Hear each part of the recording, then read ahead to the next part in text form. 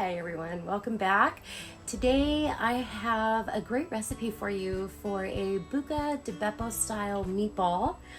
Buca di Beppo is an Italian restaurant located in Southern California.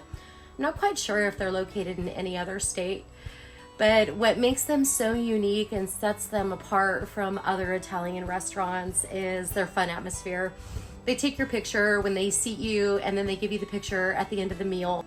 So it's a perfect place to celebrate a proposal, a graduation, an anniversary, a birthday, all the things that we like to attach pictures to memorialize the events that we celebrate with the people that we love. So I'm gonna work on making these meatballs today. I've tweaked the recipe a little bit to make it my own, but they're still delicious. So let's get cooking. Okay, so the first thing that I'm gonna do is I had some parsley left over. Actually, I really didn't even use it last week when I went to the store. So this is the perfect opportunity for me to use up this parsley. So I just am mincing it really fine. Make sure there's no big pieces because it's gonna go in your meatballs.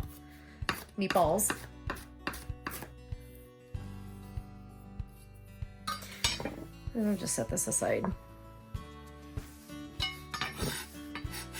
I try to remember, but a little tip for you if you want to save the blade on your knife, scoop up everything with the back of your knife, and try not to use your knife on like porcelain countertops or tiles or glass cutting boards. They're not really meant for your knives and they can damage them. For this recipe, we're going to use a pound of ground chuck. I got in my March grocery haul. If you haven't checked it out, go ahead and watch that. And some parsley. I don't have any fresh onions. I'm really loving using these August Farms dehydrated or even Thrive Life freeze-dried onions.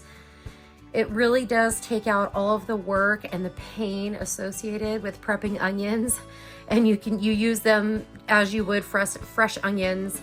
So this is what I'm going to use. You're also going to need some breadcrumbs. So anytime that we don't finish a loaf of bread, which is rare, but it does happen sometimes, we just get tired of having bread all the time. I'll toast it up, season it, and I'll make my own breadcrumbs. So that's what I'm using today. We're also going to use 2 eggs, a cup of water,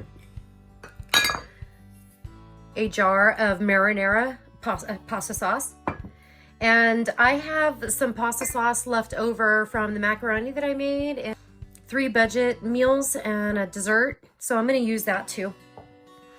We're going to need some garlic, and we're also going to use some Parmesan cheese. For seasonings, I always throw in my nutritional yeast and my red mint salt, but this isn't red mint salt. This is actually some pink Himalayan salt. And then I have an orange and a green bell pepper from about a week ago. I put in a vacuum sealed bag. They're still really moist, but they're a little soft. They don't have any mold or anything on them. So what I'm going to do is throw them in the food processor with some of the parsley, some onion, some garlic, and some oil. And I'm going to make a little sofrito, and I'm going to add that to my meatballs for additional flavor. So I'm going to go ahead and I'm going to make that right now, and I'm going to show you how to do it. I'm going to use the olive oil instead of an avocado oil today. The first thing I'm going to do is just give my peppers a little chop. And put those in my little mini processor.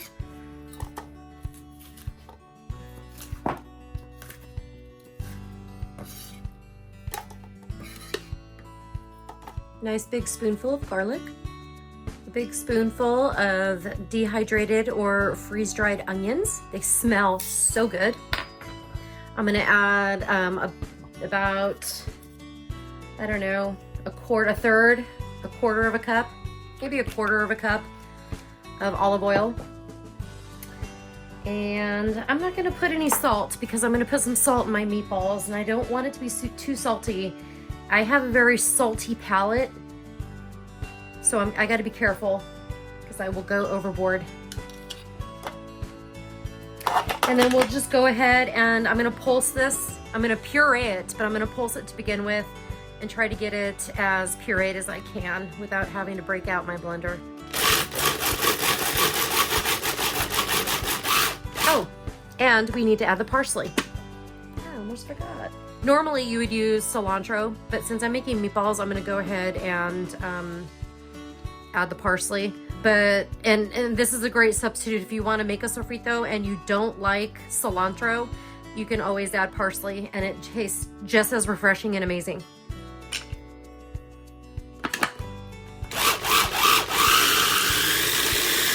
You want it to be nice and smooth. I like it nice and smooth. I don't really care for big, huge chunks of vegetables, at least in most meals.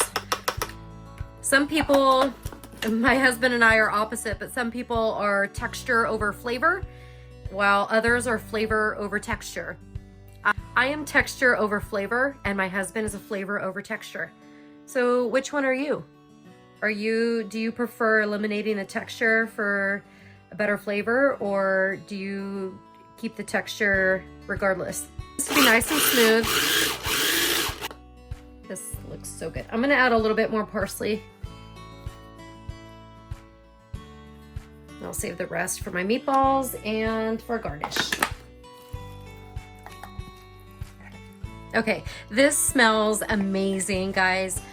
You can use this in your rice, you can use this in your pasta, add it to your eggs, your meatballs, put it in, you can put it in your meatballs. I'm gonna add it to my sauce. Any kind, anything. This is such an amazing condiment and it's full of flavor. So if you wanna make more, typically the recipe to make this would be 1 bell pepper to 1 onion to 1 bunch of cilantro, season as you want, salt and pepper to taste. I'm gonna try really hard to not give you guys measurements on salt because everybody is different. Some people can't have salt and other people can, so salt to your own taste.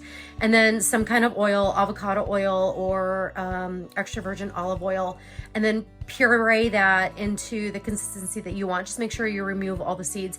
If I had a jalapeno, I would have added a jalapeno just to make it spicy.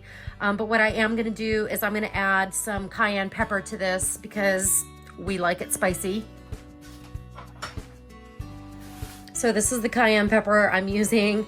I put some in a drink today and didn't realize that my husband took the filter off. So half of it is in the garbage. So now about 1/4 teaspoon.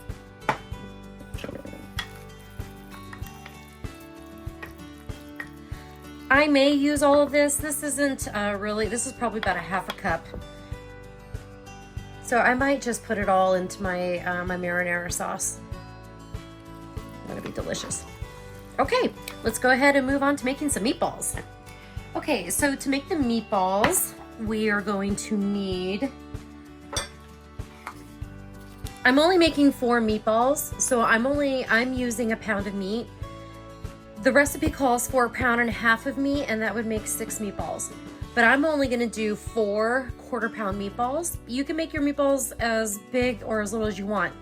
But Buca di Beppo meatballs are big meatballs that fit on a plate, and it is a meal. So that's what I'm shooting for. You're gonna need 1/2 cup of breadcrumbs. And even though I'm using less meat, I'm still gonna use the extra breadcrumbs. Maybe a little bit less. There we go. Go ahead and add my parsley.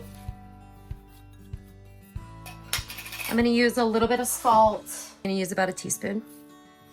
I'm gonna use my nutritional yeast. Use as much or as little as you want, or don't use it at all. I use on the upwards about 1/2 to a tablespoon per recipe. Parmesan cheese. So this is the Parmesan cheese that I have, so I'm just gonna throw some in there.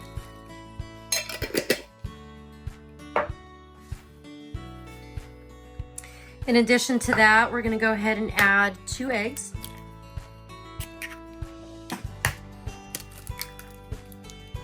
6 cloves of garlic, so I'm just gonna go for a nice big heaping tablespoon. Maybe a little bit more for good measure. And I'm also gonna add some onion for extra flavor, just a little bit. All right, and we're gonna go ahead and mix our meatballs. You only wanna mix till everything is combined. Don't overmix. That will make your meatballs really kind of tough and not very enjoyable. I'm just gonna line the bottom of my little dish with the marinara sauce so these won't stick. They'll help keep these from sticking.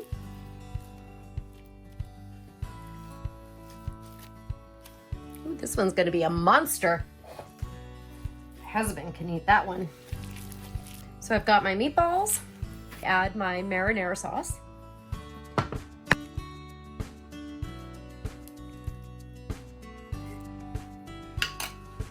I'm going to add the 1 cup of water to my jar just to clean it out. Go ahead and add that. And then I'm also gonna add my sofrito. And then just kind of stir it in. I'm just gonna use it all. This sofrito is gonna take that marinara sauce to a whole new level. This is so good. Now this isn't the Buca di Beppo recipe. This is my recipe. So go ahead and just stir this into your sauce. We're gonna bake this at 375 degrees for 45 minutes. I'm gonna check them at about the half-hour mark just to make sure that they're not over the 145 degree mark. We do not want to overcook these. So we're gonna cover it and into the oven it goes. Got about 5 minutes left for the meatballs of the 45-minute cook time. I'm just gonna pull this out so I can check them on the instant read thermometer and see what the temperature is internally. So I'm gonna get them on my trivet that I have right here. Okay, so they need to go back in the oven. I'm gonna set the oven back up to about 30 minutes and see where we're at then. These are the most delicious meatballs you will ever have. Let's go ahead and get these plated up.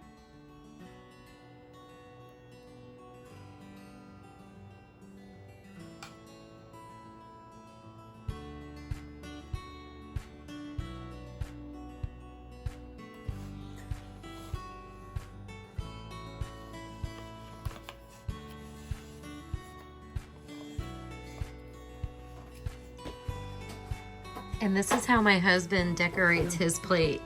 He added balsamic vinegar, olive oil, some cotija cheese, and some grape tomatoes or cherry tomatoes, along with some pistachios.